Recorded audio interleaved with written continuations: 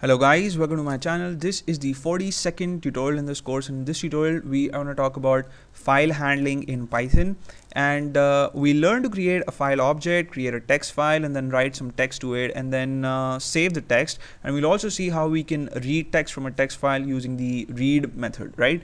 So the first thing that we have to do is create a file object, and we do that using the open function in Python, right? So I have a script file here. I have given it the name files, and I've saved it on my desktop, as you can see here. And as I said, we'll have to first create an object. So I'm going to call mine my obj, which is supposed to be a short form for my object, and then I'll use the assignment operator and the open function. And within the parentheses for the open function, I'll have to pass in two arguments, right? And the first one has to be the name of the text file that I wish to open. So if you open a text file in the write mode, then if the file doesn't exist, then Python creates it for you, right? So at the moment I don't have any text file on my desktop, so I'm going to create one using Python, and I'll call it test, and the extension here is important, right? So I'll need to put in txt here because I want Python to know that what I wish to open is a text file. And as a second argument to this function, I'll pass in w, and this is supposed to be the mode in which you want to access this file, right? And in this tutorial we'll check out two other modes in which you can access text files, the read and the append mode. But for the time being, we just want to create a text file and put some text in it, so that's why I'm going to access it in the write mode, right? On the next line, I'll make a call to the write method by first typing in the name of the object that I've just created. So I'll type in my obj, follow that up with a dot, and then type in write, right? And within parentheses, I'll I can type in whatever text I want to put in the file, right? So I'll get in triple quotes because I know that I'm going to span my input over multiple lines. So I'll just type in something random like this is so cool, and then on the next line I'll get in something like now I can create text files using Python, right?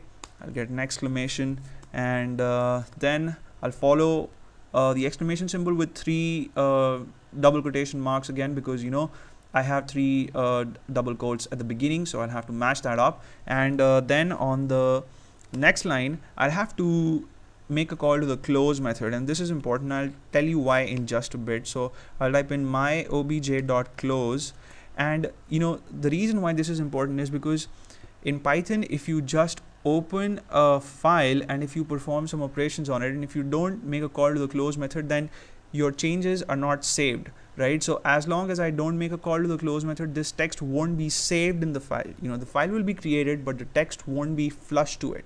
So that's why you have to always close your object if you perform write operation or append operation or something, so that the changes are saved in the file. And I'll save this, and I'll show you guys that I don't have any text file on my desktop at the moment, right? So you can be sure of that. And I'll simply press F5 to execute this.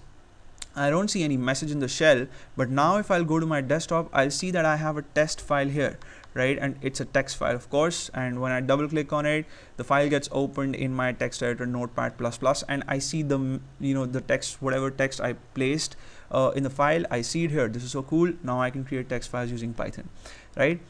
The next thing that we're going to do is I'm going to copy this code, but this time I'm going to try to save something else. So I'll press Ctrl+C, Ctrl+V, and I'll open the text file again in the write mode, but I'm going to save different text, right? So I'll save something like let's see where this text goes. So now if you guys are wondering what's going to happen, what should happen is this text should be saved in the file, and then since we've opened the file again and we performed another write operation, then this text should follow the other text. But let's see what happens. Let's see what Python does.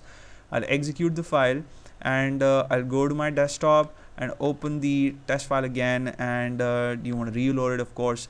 I just see the new text. I just see, let's see where this text goes. I don't see the older text, and that's because the new text has replaced the other text. So this text has been overwritten, and if you want to avoid this, all you'll have to do is you'll have to change the mode in which you access the file the second time to append instead of write, right? So in this way we are instructing Python that this text is supposed to be appended to the end of the file, and it's not supposed to replace the content that's already there.